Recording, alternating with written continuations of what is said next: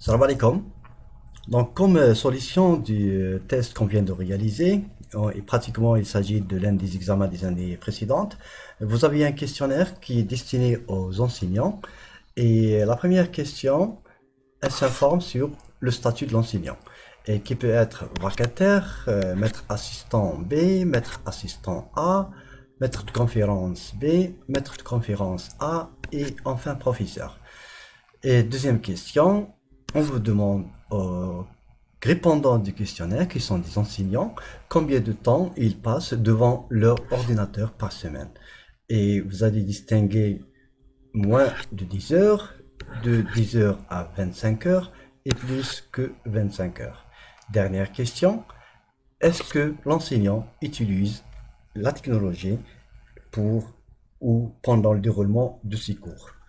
Et il peut répondre avec oui, oui, il utilise la technologie pour le déroulement de ses cours, ou non. Maintenant, pour le travail demandé, et dans le but de calculer et ajouter une prime d'utilisation de la technologie pour les enseignants, on vient de donner le salaire à peu près des différents statuts des enseignants. Et bien sûr, par exemple, vous avez 35 000 pour les vacataires, 45 000 pour les maîtres assistants B, 60 000 pour les maîtres assistants A, 90 000 pour les maîtres de conférence B, et 10 000 pour et 100 000 pour les maîtres de conférence A, et enfin pour le professeur, par exemple, c'est 120 000 dinars. Et dans le but d'encourager l'utilisation de la technologie dans le déroulement des cours des enseignants, nous allons procéder à calculer une prime d'utilisation de cette technologie. Et vous avez ce tableau-là qui vous permet d'illustrer les différents pourcentages que vous allez appliquer et ajouter aux enseignants qui utilisent cette technologie. Maintenant, pour répondre au travail qu'il faut faire, première des choses, c'est de créer la table de codage du questionnaire précédent. Rappelez-vous qu'il y a trois questions, et généralement on commence par une identification des questionnaires. Bon, vous pouvez mettre ID comme nom de variable et identification du questionnaire comme étiquette de la variable. Et pour la première question, rappelez-vous qu'il s'agit du statut de l'enseignant. Par exemple, je vais mettre statut qui représente le statut de l'enseignant.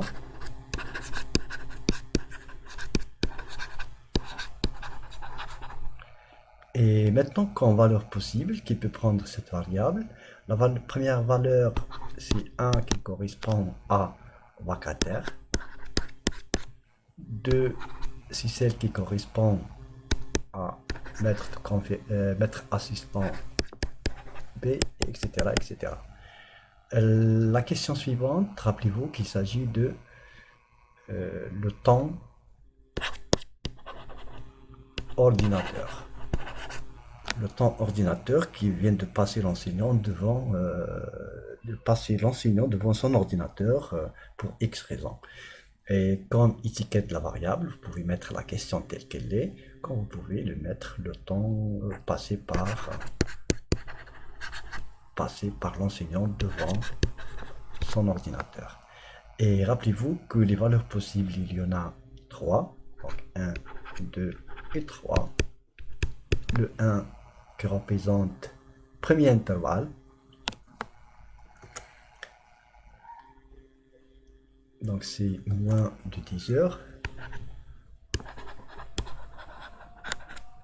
2, c'est de 10 heures à 25 heures. 10 à 25 heures.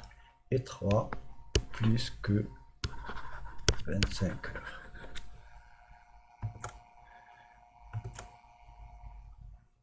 La dernière question, est-ce que l'enseignant utilise la technologie ou non? Bon, vous pouvez mettre utilisation tech. Attention ici, c'est un tiré de 8. Utilisation tech qui représente l'utilisation de la technologie par l'enseignant. Utilisation tech par l'enseignant. Et il est possible d'avoir le oui ou le non. Là, pour la codification, vous pouvez jouer comme vous voulez, notamment pour simplifier la réponse aux questions suivantes. Je vous conseille pour moi de faire par exemple le 0 pour non, le 1 pour oui, notamment pour faciliter la réponse suivante. Maintenant, pour calculer la prime de l'utilisation de la technologie, la variable que vous avez ici, je devais calculer la variable prime d'utilisation de la technologie. Notez bien ici qu'il y a un tiré de 8. Selon les pourcentages qu'on vient de donner dans le tableau de la première page, et en se servant de la commande recode et si c'est nécessaire le codage conditionnel, bien sûr à partir du statut de l'enseignant, vous pouvez calculer le salaire de chaque enseignant. Et puis, selon l'utilisation de la technologie ou non, vous allez calculer les primes de chaque enseignant selon sa réponse. Donc, pour effectuer cette opération-là, ça c'est clair que vous allez utiliser Recode et rappelez-vous que la première valeur qui correspond à vacataire, il a comme salaire 37 000 dinars. Deuxième valeur, c'est la valeur 2 qui correspond à ce qu'on vient de mettre au niveau de la table de codage. C'est celle qui correspond pour un enseignant de grade maître assistant A et il a par exemple 45 000 dinars, etc. Donc vous allez utiliser Recode pour coder le statut vers une nouvelle variable avec ces correspondances-là. C'est pas terminé. Vous pouvez aussi utiliser la même commande, mais cette fois-ci, c'est pour calculer la prime d'utilisation de la technologie, tech, à partir toujours de quoi? Du salaire. Comment? Au lieu de mettre les salaires, vous allez mettre les pourcentages. Et donc, vous pouvez utiliser les codes. Quand vous pouvez utiliser le codage conditionnel pour la variable du salaire, du statut. Donc, c'est aussi statut avec les correspondances. La première valeur qui correspond à un vacataire et là comme pourcentage, combien?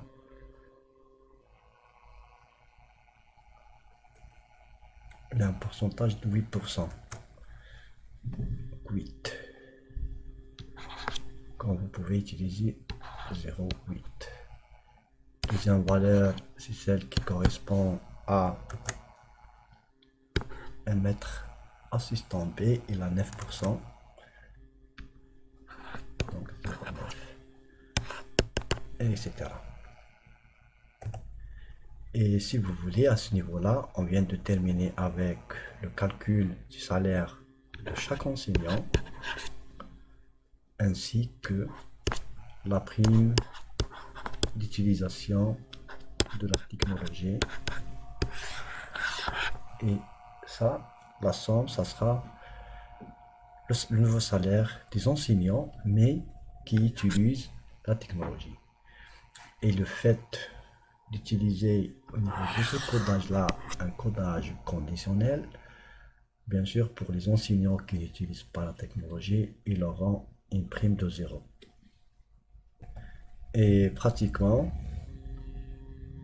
après avoir effectué toutes les opérations, vous aurez un tableau dans SPSS. Dans sa première colonne, c'est le statut d'enseignant. La deuxième colonne, c'est le temps qu'il vient de passer devant son ordinateur et puis utilisation de la technologie. Et on vient de calculer le salaire pour chaque enseignant à partir du statut et on vient de calculer aussi la prime d'utilisation de la technologie à partir aussi du statut de l'enseignant. Et dans le cas, bien sûr, où on vient d'utiliser le codage conditionnel, les enseignants pour lesquels ils n'utilisent pas la technologie, par exemple ici, elle a un 0 pour une réponse de non, donc elle correspond à un 0. La prime d'utilisation de la technologie, ça sera un 0. Ça, c'est une des solutions.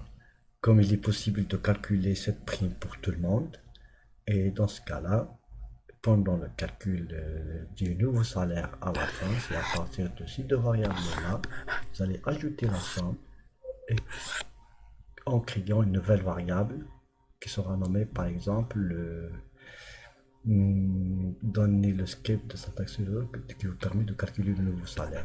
Par exemple, je vais mettre le nouveau salaire ici. Comment elle sera calculée? Dans le premier cas où on vient d'écarter déjà les enseignants qui n'utilisent pas la technologie, ça sera directement la somme de salaire plus la prime d'utilisation de la technologie.